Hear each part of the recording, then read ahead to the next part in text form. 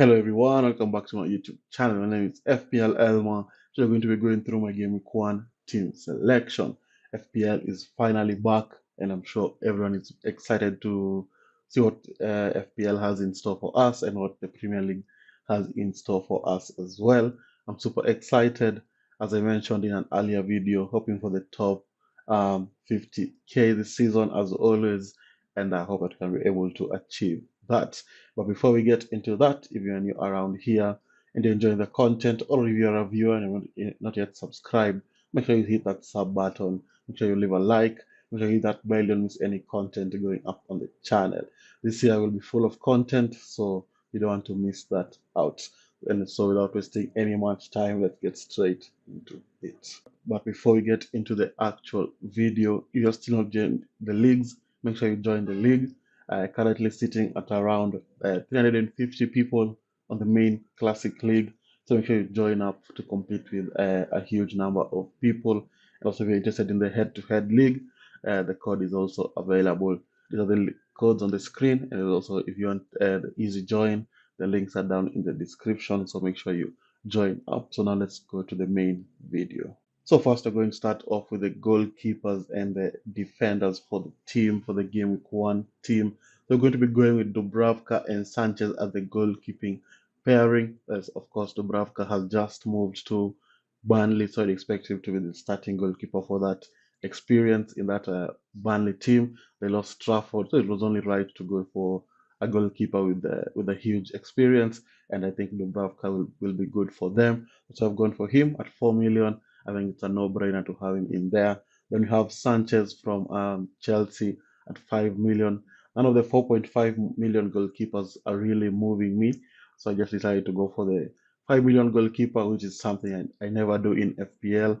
So maybe a first time for everything, and I hope that it's going to be able to pay off. I like the look of Chelsea. Of course, losing Colwill is not ideal, but I still think they can have a wonderful season. We're able to keep a lot of clean sheets, so they have a very good defensive unit, and I hope I can be able to continue that in this season. And then we have Poro starting off the defenders against Burnley. He's on set pieces as well, since Madison is out with an ACL, unfortunately.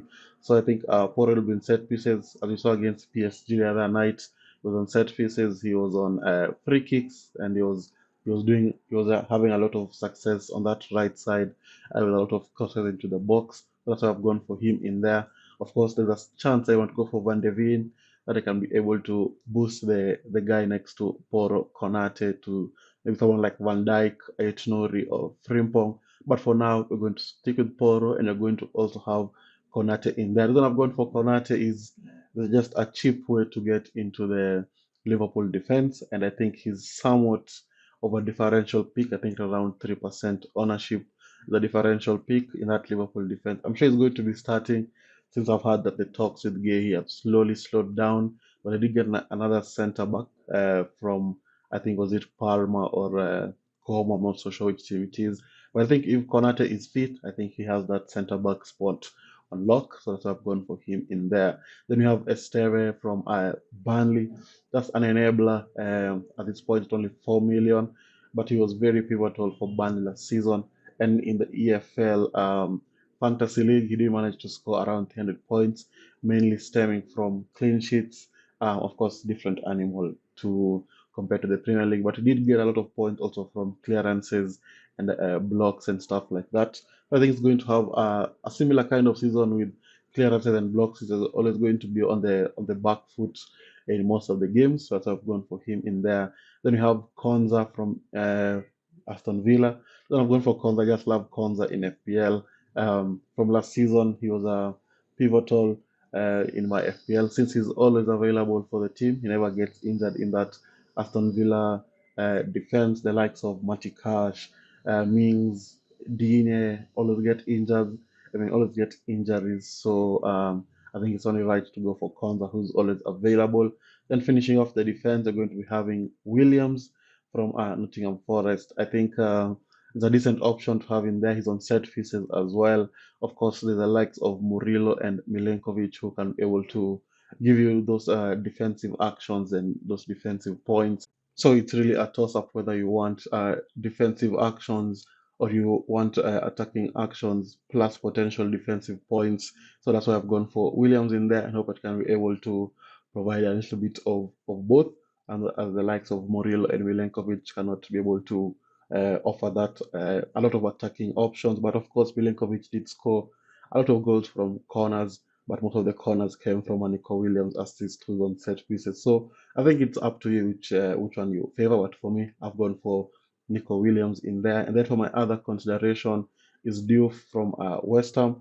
I've gone for him as my strong consideration, but I'm not so sure on him at the moment since we don't know how West Ham are going to perform this season. So it's a thing of having to wait and see how West Ham are going to do the season since they were very poor last season. But apart from Diouf, maybe I'm looking at Frimpong, Aït-Nouri, and also maybe Van Dijk in there. So that's the defense. Looks pretty solid. Now let's look at the midfield. So this is how the midfield is going to be looking like. We're going to be having Sar in there from Crystal Palace, of course, playing Chelsea. Very difficult game as I've just bigged up the Chelsea defense earlier in the video. But from watching Sar last season and also watching him in the game against Liverpool in the Community Shield, he looked very, very sharp. He looked very, very fast. He did score a goal as well. So I think something to consider having him in the team. Of course, there's many options at that 6.5 million mark that you can go for. You can go for Sa, you can go for Ndiaye, you can go so many options. Kudus in there, but I just think it's just spin the wheel moment and just pick one who you think is going to perform better than the other. But of course, there's also the 7 million options who are also looking at because they can downgrade Konate to someone like to 5 million. I'm able to get someone like Elanga in there from Newcastle, but I think I'm just going to go with Sarr at the moment, and hope maybe he might be there at the final, but I think just something to assess. Then you're going to be having Salah and Vats from Liverpool. I think that's no need for much explanation on those two. I think they're going to have a wonderful season. I think Liverpool are going to have a wonderful season, and Salah and Vats will be pivotal in that.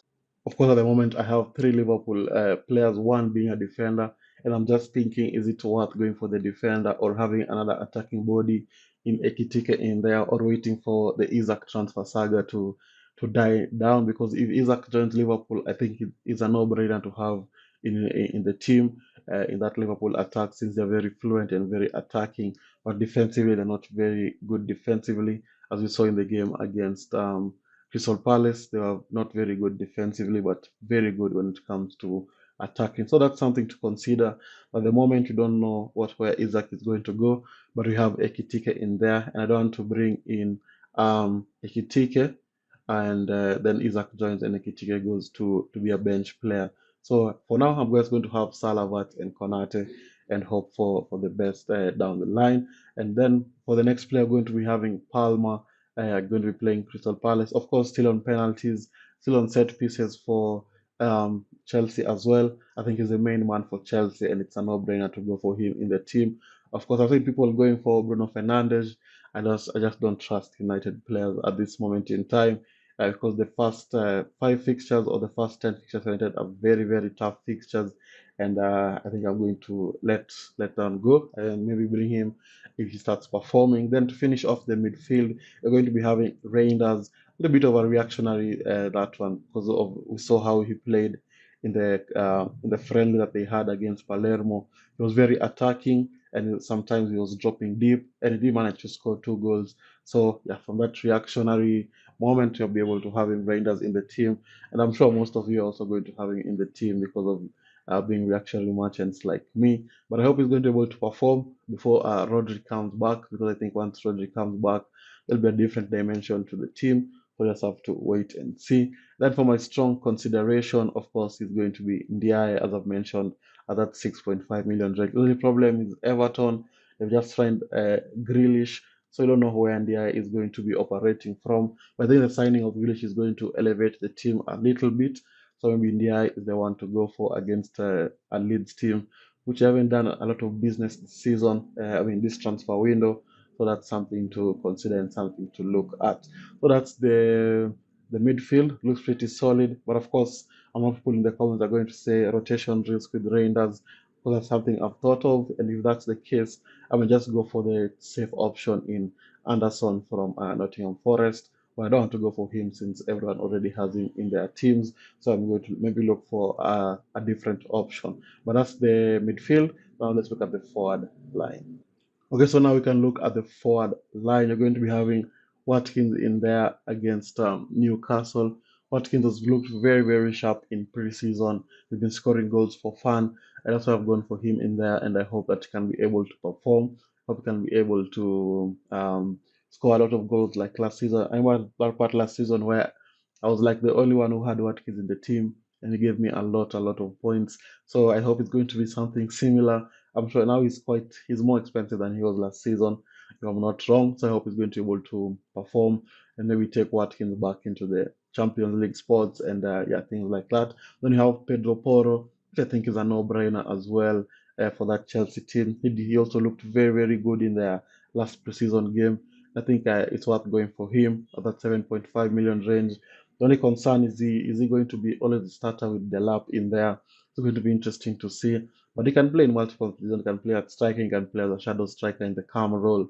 So I think he's always going to be in the team, but I hope he's going to start a lot of games over the likes of the lap. Then you have McGuey, who was sacrificed from that Chelsea team over and out of Sunderland. News just in that he's fit to play for Gameweek 1. So hope he's going to be able to be a good asset for that Sunderland team and also for in our FPL teams as the enabler in that attacking spot. So hope he's going to be able to perform and play a lot of games and maybe give us headaches in order to start him and use our bench boost when he's in the team. So yeah. Then for my other consideration is Solanke. Of course, I had to remove Solanke from the team because of injury concerns, but he managed to play 20 minutes in the UEFA Super Cup game against PSG. He didn't look very, very sharp, but I think because Spurs were mostly defending in the latter stages of the game, but still managed to concede 2 goals somehow. So maybe now you're looking at my Poro pick and laughing away, wondering why I've gone for an Spurs defender. But Solanke is a very decent option. That Burnley game for Game Week 1 at home at the Spurs Stadium, they want to give fans a little bit of hope after a poor season. So maybe it's someone to consider. But that's the forward line. So now let's look at how we're going to be lining up for Game Week 1.